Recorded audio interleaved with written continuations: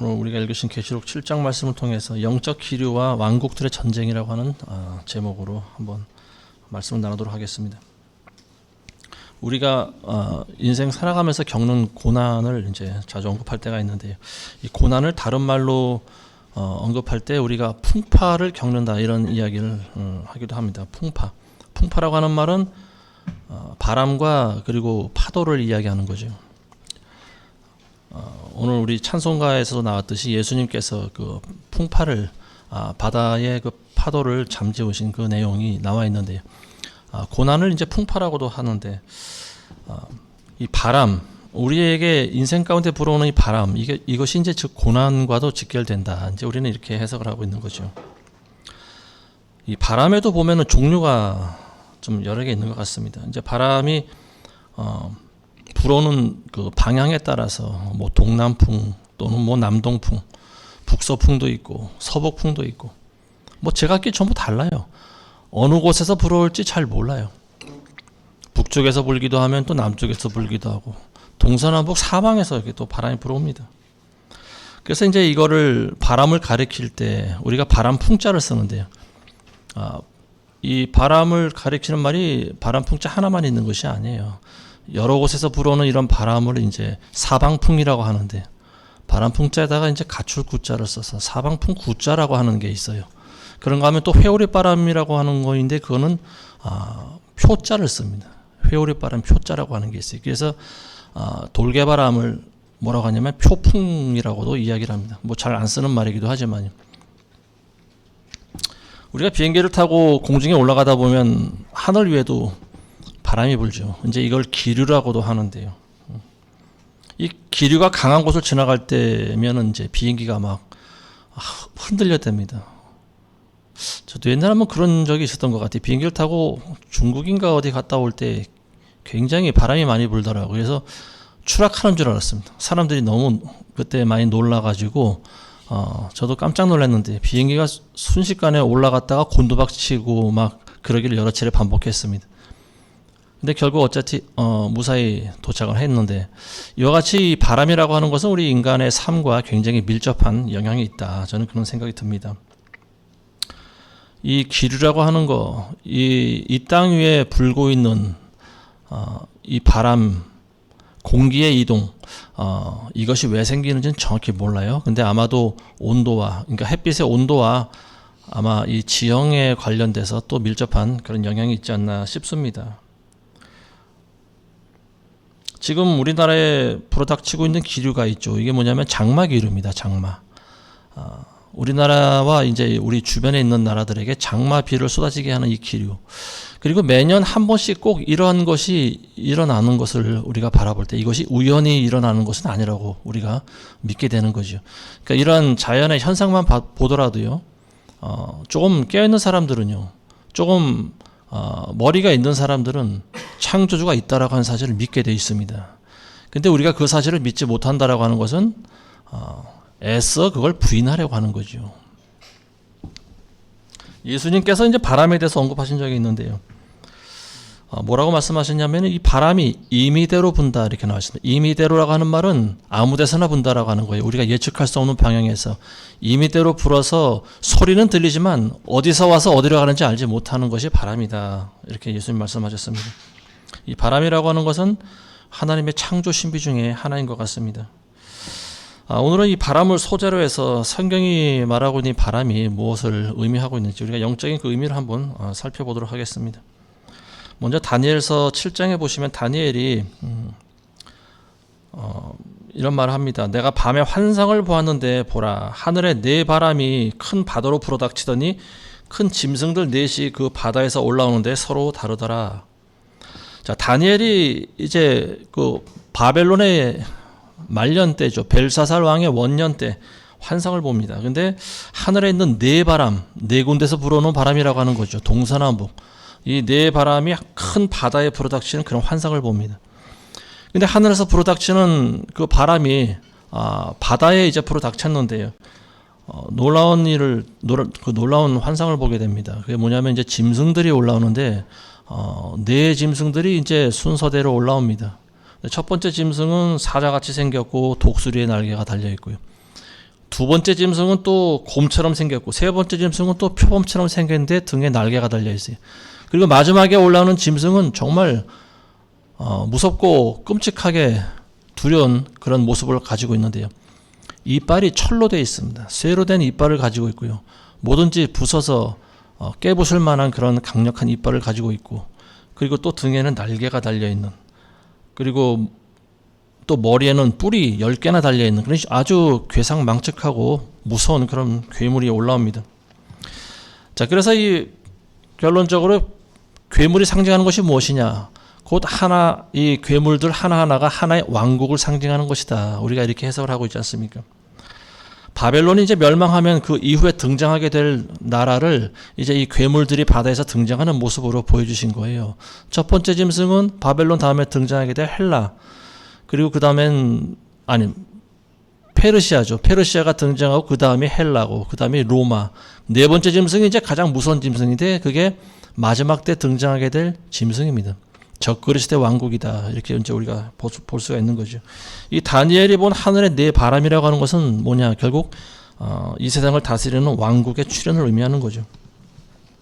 하늘에서 이 바람이 불어닥치니까 이 땅 위에는 왕국들이 생겨나고 또 기존에 있던 왕국은 사라져 버립니다. 이것을 통해서 우리가 알 수 있는 것은 뭐냐면 인류의 역사를 주관하시는 분이 바로 하늘에 계시는 하나님이라고 하는 사실입니다. 우리가 풍전등화라고 하는 말을 가끔 듣습니다. 풍전등화라고 하는 말은 바람 앞에 등불이라고 하는 말이에요. 풍전등화라고 하는 말을 사용할 때는 나라의 운명이 굉장히 위태로울 때 쓰는 말입니다. 바람 앞에, 그러니까 우리 나라의 운명이 굉장히 위태로운 상황을 쓸 때 우리가 풍전등화다 이렇게 말을 합니다. 자, 그런가 하면은 구약의 열왕기서에 보면은 시스기야 왕 때 또 하나님이 하신 일을 우리가 한번 살펴볼 수 있는데요. 그 유다의 시스기야 왕 하면 이제 우리가 성군으로 우리가 기억합니다. 가장 훌륭한 왕 중에 하나인데요. 이 시스기야 왕은 자기 조상이었던 그 다윗 왕이 행한 일들을 그대로 본받습니다. 그래서 하나님 보시기에 옳은 일들을 많이 했던 왕입니다. 성경은 시스기야 왕에 대해서 뭐라고 기록하냐면은 이전에도 없었고 이후에도 없을 훌륭한 왕이다 이렇게 기록하고 있습니다. 그래서 하나님께서는 시스기야 왕 시대에 시스기야 왕과 함께 하십니다. 그래서 많은 나라의 부흥과 번영을 가져왔는데요. 근데 그 당시에 이제 성경에 기록되어 있는 일 가운데 하나가 뭐냐면요. 시스기야 왕이 아시리아에게 반기를 든 사실입니다. 그 당시 아시리아라고 하는 나라는 전 세계를 다스리던 가장 강력한 제국이었습니다. 그러니까 유다 같은 나라는 뭐 한마디로 상대도 되지 않는, 거들떠도 보지 않는 그런 강력한 제국이 바로 아시리아였어요. 이 시스기야 왕의 아버지였던 아하스 왕 시대 때 이 아버지 시스기야 왕의 아버지는 아시리아를 섬겼습니다. 그 아버지 아하스 왕 때 어떤 일이 있었는가 하면 시리아하고 북이스라엘이 연합을 맺은 거예요. 그래서 유다를 침공한 적이 있었습니다. 그때 이 아하스 왕이 다급하게 아시리아의 원조를 요청했습니다. 그래서 왕궁과 자기 그 하나님의 성전 안에 있는 모든 금은 보물들을 다 긁어가지고 이 아시리아 왕한테 갖다 줬습니다. 그리고 나는 당신의 신하고 나는 당신의 아들입니다. 나를 도와주소서. 그랬더니 이제 아시리아 왕이 디글랏 빌레셀이라고 하는 아시리아 왕이 대군을 이끌고 내려왔습니다. 그래서 북이스라엘과 그리고 시리아를 공격을 했죠. 그래서 그들이 물러갔는데요. 그 이후로 이제 그 아하스 왕 이후로 유다도 어찌 보면 아시리아의 속국처럼 되어버렸죠. 나라에 있는 모든 보물들을 날마다 다 긁어가지고 매년 조공을 바치고 그리고 아시리아가 시키는 대로 행세를 했습니다. 근데 아하스가 죽고 나서 그 아들 시스기야 왕 때는 이제 아시리아에게 반기를 들었다라고 하는 거죠.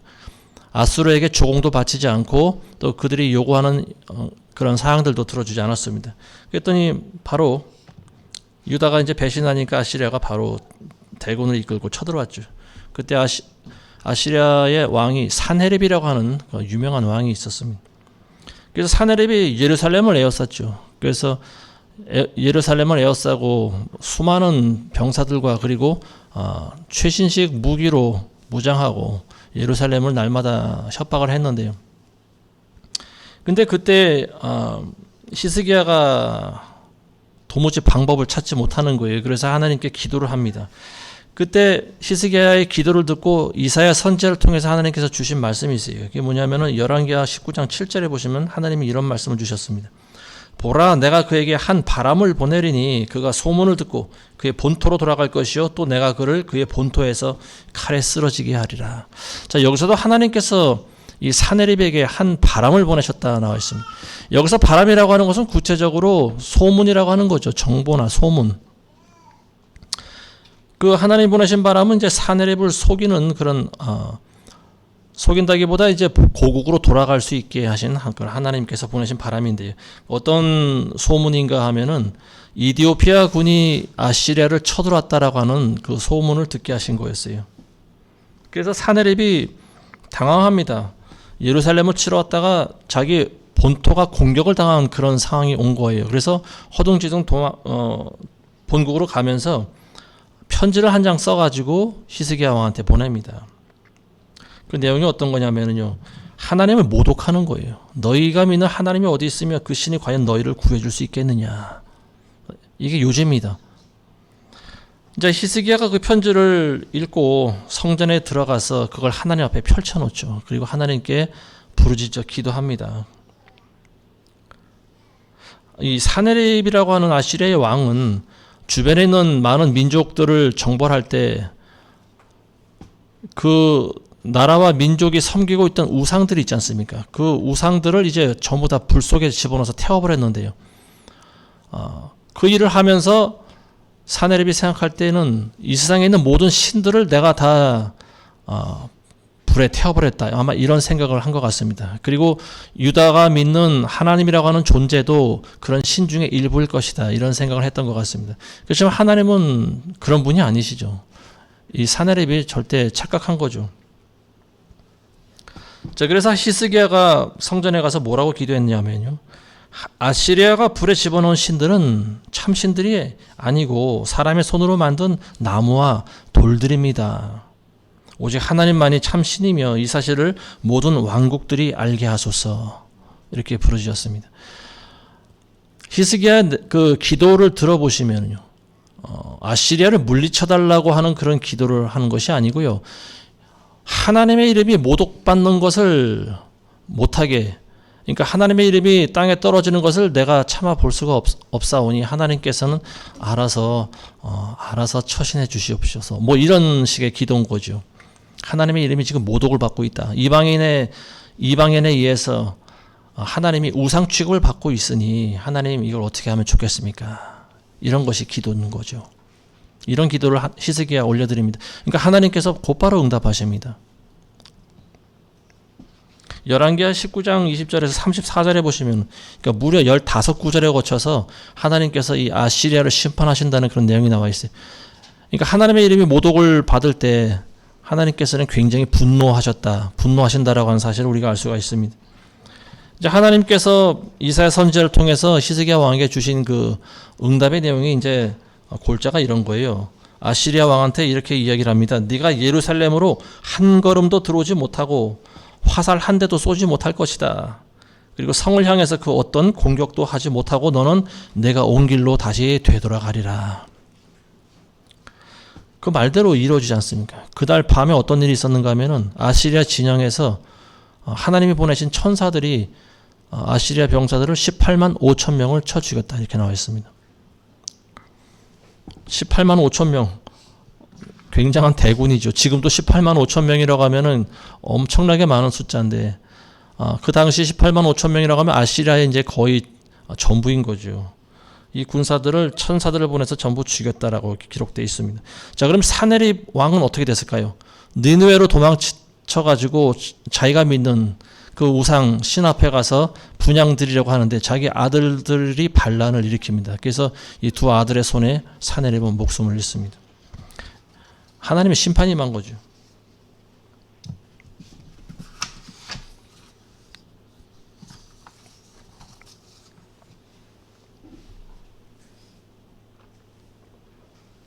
며칠 전에 TV 보신 분들은 아실 텐데, 미국 대통령을 뽑는 이제 TV 그 대선 토론이 있었죠. 그 바이든 지금 현 대통령과 그 지난 정권이었던 트럼프가 또 다시 재출마했습니다. 바이든과 트럼프의 두 사람의 이제 설전을 보게 됐는데 굉장히 재미있게 봤습니다. 바이든의 표정이 굉장히 압권이었던 것 같아요. 이제 얼마 있으면 관 속에 들어갈 사람들이 나와서 토론을 미국 대통령이 되겠다고 토론을 벌인 그 일 자체가 굉장히 좀 재미있었는데요. 이 두 고령의 노인네가 서로 설전 벌이는 그 내용이 참 굉장히 재미있었던 것 같습니다. 바이든이 올해로 이제 우리 나이로는 82살 된 것 같아요. 그리고 트럼프가 3살 아래고, 트럼프도 이제 뭐 내년이면 80인 것 같습니다. 건강에 대해서 이제 뭐 서로를 이제 뭐 험담하고 비평하고, 뭐 너보다 그래도 내가 건강하다 뭐 이런 이야기도 하고 막 그랬는데, 근데 토론의 이제 주요 쟁점이 뭐냐면은 세계적으로 일어나고 있는 전쟁. 물론 첫 번째는 미국의 어떤 경제와 뭐 안정이 첫 번째 어떤 대선의 주요 문제겠죠. 또 그리고 바이든이 행했던 그 많은 정책과 뭐 이민 정책과 뭐 직장의 문제 뭐 여러 가지를 나눴는데요. 뭐 그런 것들은 뭐 우리와는 어쨌든 직접적인 관련은 없는 거라고 보여지고요. 우리가 관심을 가질 만한 주제가 있었죠. 그게 뭐냐면 동북아 지역에 대한 국제 정세입니다. 러시아가 이제 북한과 군사동맹을 맺었지 않습니까? 그러니까 미국도 지금 굉장히 예민해졌어요. 러시아와 북한이 어떻게 행동할지가 지금 굉장히 주목하고 있는, 전 세계적으로 지금 주목하고 있는 이슈가 돼버렸습니다. 바이든 대통령은 기존의 대통령과 같은 그런 한반도 정책을 썼죠. 그래서 우리나라가 다른 무기는 많이 개발하되 핵은 가지지 못하겠습니다. 왜냐하면 우리나라는 특수한 상황에 있는 나라 아닙니까? 이거 핵을 개발하면은 언제든지 북한을 핵으로 공격할지 모른다라고 이제 그런 생각을 한 거죠. 그래서 국제적으로 뭐 IAEA나 뭐 원자력 기구라든지 아니면 NPT라든지 뭐 이런 여러 기구가 있는데요. 우리나라는 이제 거기 전부 가입을 해 놓은 상태고, 미국의 허락이 없이는 핵을 만들지 못하는 그런 나라 중에 하나입니다. 근데 미국이 그런 정책을 쓰다가 실수한 게 있죠. 그게 뭐냐면 공산국가들을 강력하게 규제하지 못한 거죠. 북한하고 중국이 어느새 핵으로 무장한 나라가 되어버렸죠. 그러니까 우리나라도 진작에 핵을 준비했으면 사실 뭐 김정은이가 지금처럼 우리나라를 이렇게 얕보지는 못할 것이다. 뭐 그런 생각이 듭니다. 어쨌든 지금은 뭐 뒤늦게라도 우리나라가 핵을 개발해야만 되는 그런 상황이 되지 않았나, 저는 그런 생각이 듭니다. 문재인 정권 때는 뭐 핵 만들 생각조차 못하고 북한한테 돈 퍼주기에 급급했죠. 어떻게 하면은 전쟁이 일어나지 않게. 그건 굉장히 비굴한 외교입니다. 외교라고 하는 것은, 한 나라와 나라의 외교라고 하는 것은 힘이 결정해 주는 거예요. 힘이 있어야 우리가 살아남을 수 있는 겁니다. 그런데 아무리 그들을 부드러운 말로 달래려고 해도 오히려 우리에게 돌아오는 것은 오물풍선밖에 없지 않습니까? 그리고 핵 실험해서 뭐 핵으로 우리나라를 불바다 만든다는 그런 협박이나 돌아오고, 지금은 이제 우리가 핵을 만들어야 될 때가 아닌가 싶습니다. 그나마 다행인 게 우리나라의 기술이 전 세계적으로 굉장히 독보적인 것 같습니다. 이번에 우크라이나 러시아 전쟁을 보면서 알게 된 사실이, 유럽 연합에서 유럽 연합이 지금 나토에 거의 가입되어 있지 않습니까? 이 나토에서 우크라이나에게 이제 많은 무기를 지원해 줬죠. 근데 우크라이나가 러시아를 이기지 못하는 거예요. 이게 많은 유럽 국가들이 아마 본인들의 한계를 스스로 깨닫지 않았나 싶습니다. 왜냐하면 유럽 국가에서는 신무기를 거의 준비를 안 하고 있었던 거예요. 그들이 가지고 있었던 무기가 거의 다 2차 대전 때 쓰던 무기가 거의 대부분입니다. 남아도는 그런 과거 쓰던 것들을 이제 우크라이나에 공급해줘서 전쟁을 했는데, 그거 가지고는 소련을 이기기 힘든 거죠. 그나마 미국이 뒤에서 버티고 있으니까 전쟁이 지금 팽팽하게 지금 대결을 하고 있는데요. 근데 얼마 전에 러시아가 북한에 와서 김정은과 군사 동맹을 체결하고 갔을 때 우리나라가 보여준 반응도 좀 굉장히 뜻밖이었습니다. 예전 같았으면은 그러거나 말거나 별 관심을 안 가졌을 텐데, 근데 지금 대통령실에서 발표한 것은 뭐냐면은 러시아가 북한과 동맹 계약을 맺어서 그리고 첨단화된 무기를 북한에 지원해 준다면은 그야말로 우리 대한민국의 안보에 치명적 아니겠습니까? 그래서 우리나라에서 뭐라고 발표했는가 하면은 러시아의 행동 여하에 따라서 우리가 우크라이나에 무기 지원하는 것을 재검토하겠다 이렇게 발표를 했습니다. 그랬더니 러시아가 깜짝 놀란 거죠. 그리고 중국과 북한도 아마 의외라고 생각을 했던 것 같습니다. 그래서 막 협박도 하고, 러시아의 입장에서 봤을 때 우리나라는 그야말로 소국 아닙니까? 핵도 없고 아무것도 없는 그런 약한 나라라고만 생각했는데 웬일인지 우리나라가 러시아와 북한의 그 동맹을 보고 강하게 반발한 거예요. 우리나라도 러시아에 대해서 맞받아 쳤습니다. 너희가 안보리의 그 회원이면 회원답게 굴어라. 뭐 이런 말로 맞받아 쳤습니다. 아마 푸틴은 속으로 지금 깜짝 놀랐을 거라고 보여집니다. 물론 그들이 가지고 있는 핵을 뭐 몇 발만 날리면 우리나라는 초토화되겠죠. 근데 국제 정세상 그렇게 쉽게 할 수 있는 상황이 아닙니다. 어느 나라든지 먼저 핵을 날리면 그 나라도 핵을 맞게 돼 있는 거예요. 그래서 서로 같이 죽자, 그야말로 끝까지 한번 가보자, 이런 극한 상황이 아니면은 아무도 핵을 날리지 못하는 그런 상황입니다. 우리나라가 이전과는 좀 많이 달라진 것 같아요. 우리나라는 북한과 70년 동안 대치하고 있는 나라 아닙니까? 그러니까 무기 개발하는 걸 게을리하지 않았어요.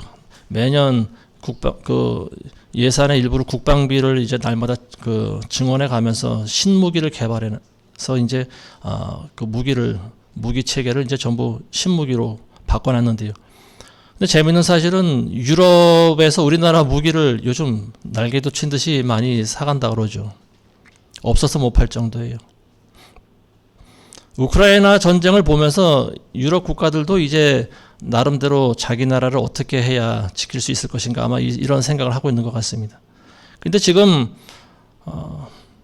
무기를 팔아먹으려고 해도 무기가 제때 공급되지 않는 거예요. 뭐 하루 만에 어떻게 뭐 비행기를 만들어내고 탱크를 만들어내고 할 수 있겠습니까? 그만한 어떤 이 생산 시스템이 구축이 되어 있어야 되는데, 그래서 유럽에서는 기술은 있어도 그걸 순식간에 만들어낼 수 있는 시스템이 되어 있지는 않아요. 그러다 보니까 찾고 찾은 게 우리나라입니다. 우리나라는 빠른 시일 안에 비행기도 만들어내고 탱크도 만들고 자주포도 만들고 여러 가지를 만들어냅니다. 그리고 그들이 생각지도 못한 많은 무기를 만들어내요. 그래서 지금 우리나라가 굉장히 참 그야말로 강대국들조차 함부로 할 수 없는 그런 지금 나라가 돼버렸습니다. 이 트럼프하고 바이든의 설전을 듣다가 보니까 한국 이야기를 거론하더라고요. 그러면서 러시아와 북한의 동맹 맺은 걸 또 이야기를 하고, 그러면서 이 두 노인네들이 의견의 일치를 보인 부분이 바로 그거예요. 이제는 한국도 핵무기를 개발하도록 하자. 이 부분에 대해서는 이제 이견이 없었습니다. 바이든도 예전에는 반대했지만 이제 뭐 러시아가 이렇게 나오는데 어떻게 하겠습니까? 미국의 힘에도 한계가 있잖아요. 이제 그들이 생각할 때도 미국이 우리나라를 전적으로 도와주는 것보다는 우리가 우리 스스로 싸우게 하는 것이 더 좋은 방법이다라고 하는 것을 이제 뒤늦게 깨달은 것 같습니다. 11월 달에 이제 미국 대선이 있고 아마도 제 생각엔 트럼프가 되지 않을까 싶습니다. 뭐 많은 여론 조사도 그렇고 60% 이상이 이미 좀 많은 국민들의 지지를 받고 있어요. 미국 국민들의. 그 트럼프가 되면은 우리나라는 이제 바로 핵을 개발하지 않을까.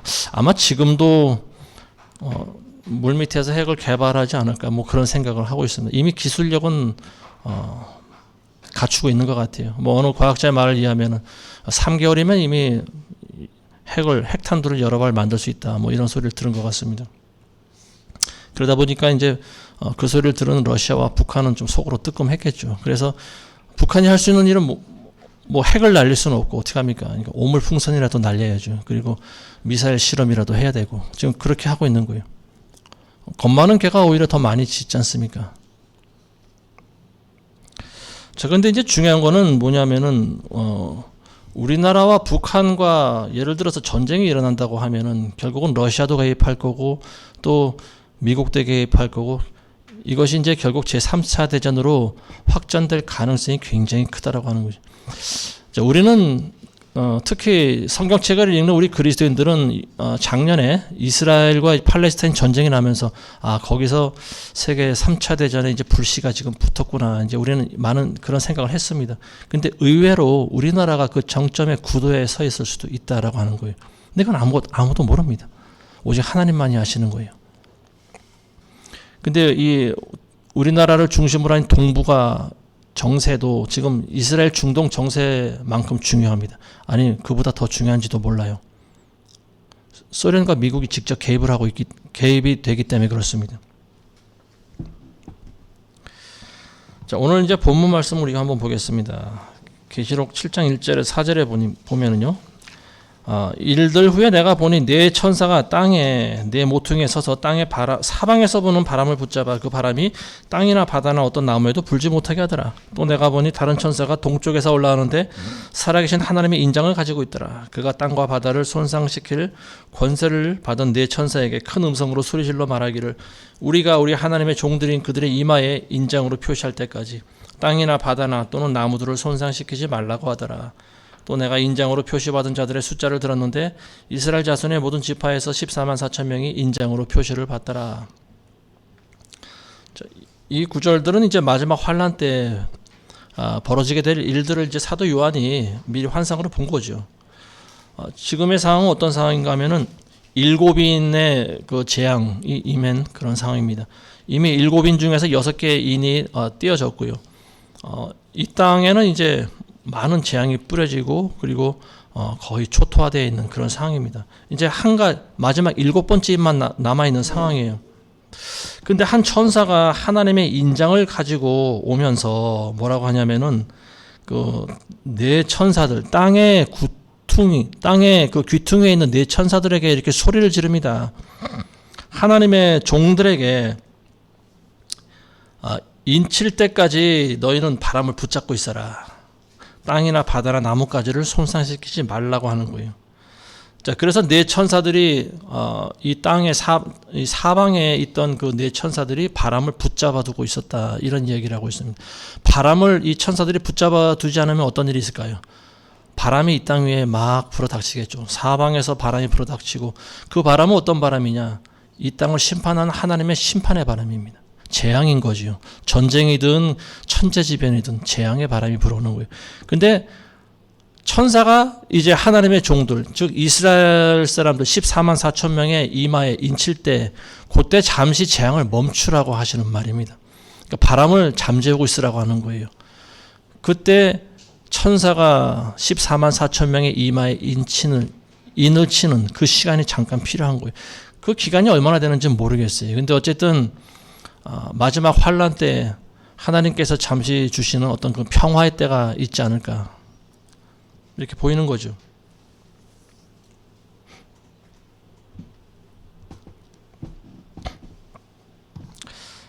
자, 오늘 말씀을 이제 한번 정리해 보면은요, 이 바람이라고 하는 것은 하나님께서 이 땅에 불게 하시는 거지요. 그리고 어떤 그런 물리적인 영향을 나타내는 바람뿐만이 아니고 영적인 바람, 사도 요한이라든지 이런 선지자들이 보는 이런 바람은요, 우리 인간의 역사에 주관하시는 하나님의 손길을 의미합니다. 이 바람을 통해서 하나님께서는 우리 인류의 역사를 이끌어 가시는 거죠.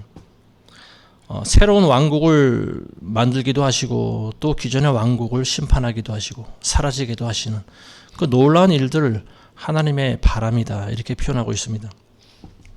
근데 이 바람이 이 땅에 항상 불어오고 있다라고 하는 거죠. 크리스찬들은 하나님이 보내시는 이 바람을 맞을 때 우리는 비로소 정신을 차립니다. 풍파를 맞을 때 사람들은 회개를 하게 돼 있어요. 이 바람을 맞지 않는 사람들은요, 정신을 차리지 못합니다. 원래 자기가 살던 모습대로 그대로 살아가는 거예요. 그렇지만 하나님 보내시는 이 바람을 통해서 많은 사람들이 깨어지고 회개하고 변화가 됩니다. 자, 마태복음 8장 26절 이하에 보시면은요, 예수님께서 광풍이 불어닥치는 배 위에서 잠을 주무시고 계시는 그 내용이 나오고 있는데요. 제자들이 놀라서 막 주님께 부르짖고 막 주님을 흔들어 깨웁니다. 우리가 다 죽게 되었나이다. 어찌하여 우리를 돌보지 아니하시나이까. 예수님은 배가 그렇게 흔들리는데도 고물 뒤에 누우셔서 낮잠을 주무시고 계셨다라고 하는 거죠. 그러니까 제자들이 와서 막 흔들어 깨우는 거예요. 그랬더니 예수님이 일어나서 뭐라고 말씀하시냐 하면은, 오 너희 믿음이 적은 자들아 어찌하여 두려워하느냐. 그리고 일어나서 바람과 바다를 꾸짖습니다. 잠잠하라. 길게도 말 안 하셨어요. 잠잠하라. 고요하라. 그랬더니 바람이 즉시로 그쳐버립니다. 그리고 바다 파도가 잔잔해지는 거예요. 갑자기 왜 이 배를 타고 갈릴리 호수에 건너가는데 제자들과 예수님이 탄 배가 갑자기 왜 광풍에 휩싸입니까? 마귀가 그렇게 한 거죠. 사탄 마귀가 광풍을 불게 해서 배를 전복시키려고 한 거예요. 그래서 전부 물에 빠뜨려 죽이려고 한 거죠. 그렇지만 예수님이 계신 배가 침몰될 리가 있겠습니까?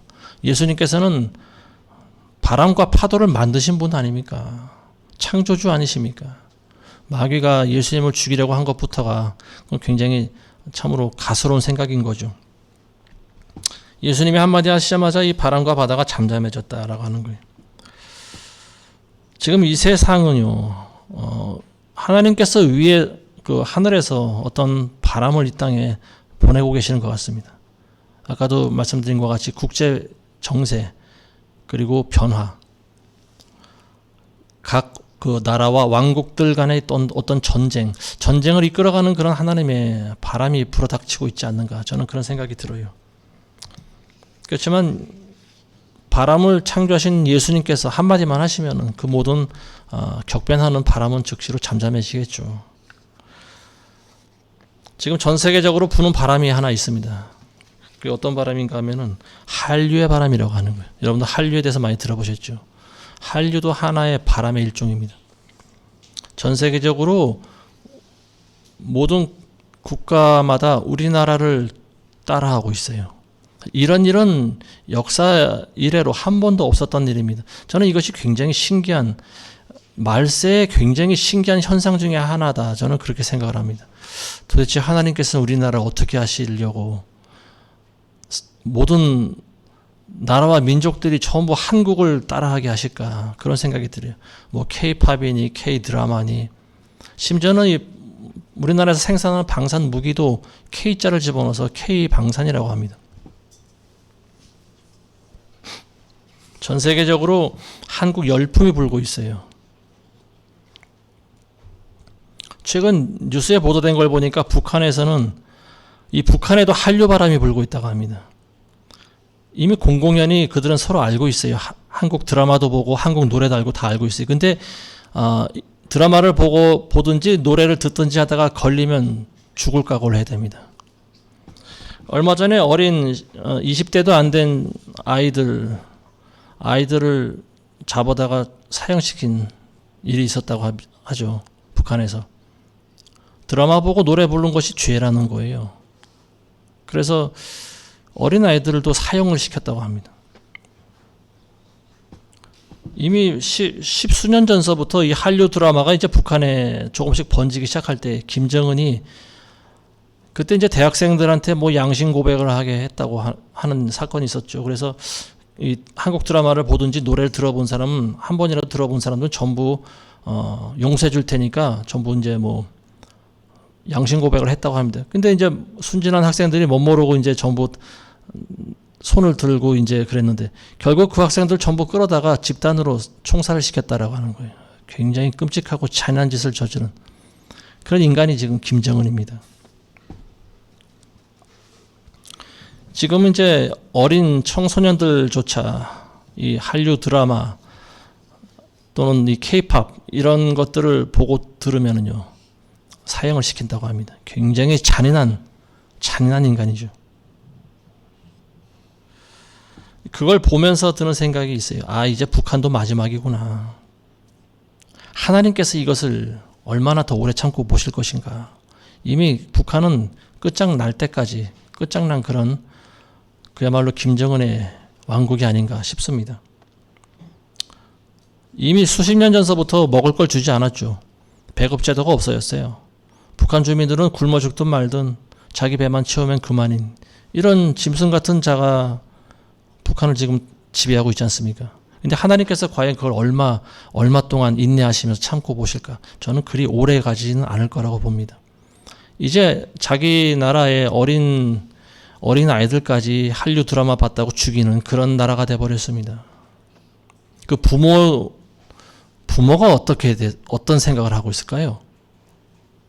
부모 눈에서 피눈물이 흐르지 않을까요? 아무리 김정은이 위대한 수령이고 인민의 아버지고 신적인 존재지만 자기 자식보다 더 귀중하지는 않지 않습니까? 아직 다 크지도 않은 자식을 드라마 좀 보고 노래 들었다고 끌고 와서 사형시켜버린 그런 나라에 그 사람들이 더 붙어 있을까요? 과연 이 사람들이 언제까지 그 나라에 살 수 있을까요? 지금 탈북자들이 지금 그래서 계속 생기는 거 아닙니까? 이제 그 사실을 북한도 잘 알죠. 그래서 38선을 이제 더 철책을 더 강화시키고 있지 않습니까? 넘어가지 못하게 만드는 거죠.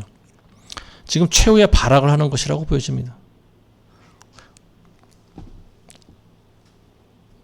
북한 안에 지금 사조직들이 있다고 합니다. 김정은 정권을 무너뜨리기 위해서 나름대로 그 안에서 그 동맹을 맺은 그런 사조직들이 있다고 그래요. 그래서 그 김일성 사진을 액자를 깨트리기도 하고 또 동상에 뭐 페인트물을 끼얹기도 하고 뭐 이런 깨부시기도 하고 이런 것들을 이제 찍어가지고 온라인에다가 지금 올리고 있는 것을 봤습니다.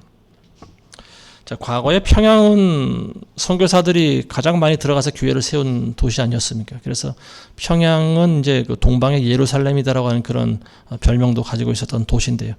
70년이 지난 지금은 완전히 우상 도시가 돼버렸죠. 가는 곳마다 김일성, 김정은 부자의 동상을 만들어서 거기에 절하게 만들고요. 자, 이게 3대째 지금 이어내려고 있는데 저는 3대는 넘기지 못할 것 같습니다. 제가 봤을 때. 자, 우리가 해야 할 일은 북한을 위해서 계속 기도해야 되는 일입니다. 근데 물론 우리가 그동안 북한 정권이 무너지게 해달라고 기도했는데요. 우리가 나눴던 히스기야의 기도를 우리가 인용할 필요가 있다. 저는 그런 생각이 들어요. 히스기야 기도할 때 저들이 불 속에 던진 신은 하나님이 아니고 참신이 아니고 사람의 손으로 만든 우상입니다. 나무나 돌로 만든 신입니다. 그렇지만 하나님은 참 신이시고 그리고 모든 나라와 왕국들이 오직 주 하나님이 참신인 것을 알게 하옵소서. 이런 기도를 드립니다. 그러니까 하나님의 이름에 어떤 더 무게를 둔 그런 기도를 하는 거죠. 자, 우리는 기도할 때 보면은 그냥 무조건 김정은이 죽든지 정권이 무너지든지 뭐 이런 식의 기도를 합니다. 근데 하나님이 원하시는 기도는 어떤 기도냐? 즉시 응답하시는 기도. 하나님의 이름이 모독을 받고 있나이다. 이게 하나님의 눈동자를 건드리는 것과 같다라고 하는 거죠. 그래서 우리가 기도할 때 그렇게 기도해야 됩니다. 북한에서는 하나님의 이름이 지금 땅에 밟히고 있나이다. 사람을 신으로 섬기는 나라가 지금 북한이 되어버렸나이다. 돌이나 철이나 금이나 이런 것들로 우상을 만들어서 거기에 절하게 만든 나라가 지금 북한이 되어버렸나이다. 하나님을 믿는 사람들이 죽임을 당하고 있나이다. 저들은 하나님이 어디 있냐고 합니다. 이런 식의 기도를 해야 되는 거죠. 우리가 그래서 기도할 때 지금 김정은이 하는 행동들을 보시옵소서. 저들이 우상을 숭배하게 만들고 가난한 백성들을 짓밟고 있나이다. 먹을 것도 주지 않고 잡아서 고문하고 죽이고 있나이다. 하나님의 이름이 지금 저들에 의해서 모독을 받고 있나이다. 저들은 하나님이 어디 있냐고 합니다. 하나님 간구하오니 이제 이 김정은 왕국, 악한 왕국이 이제 무너지게 하시고 오직 하나님의 이름이 높임받아 주옵소서. 전 세계가 모든 왕국이 오직 하나님만이 참 신이심을 알게 하소서. 이런 식의 기도를 해야 되는 거죠. 정치 이념보다 더 중요한 것이 하나님의 이름입니다. 하나님의 이름으로 우리는 선포를 해야 돼요. 하나님의 이름으로 기도해야 됩니다. 그 나라에 하나님의 이름이 드높이게 하시고 오직 하나님의 이름만이 영광 받게 하소서. 이런 식의 기도를 해야 됩니다. 그러면 아마 하나님께서 조속히 응답하시라고 저는 믿습니다.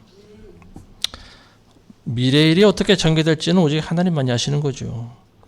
아무리 유능한 국제 정세 전문가라고 할지라도 100% 맞출 수는 없습니다. 하나님께서 위에서 어떤 바람을 불게 하시느냐에 따라 다 다른 거예요.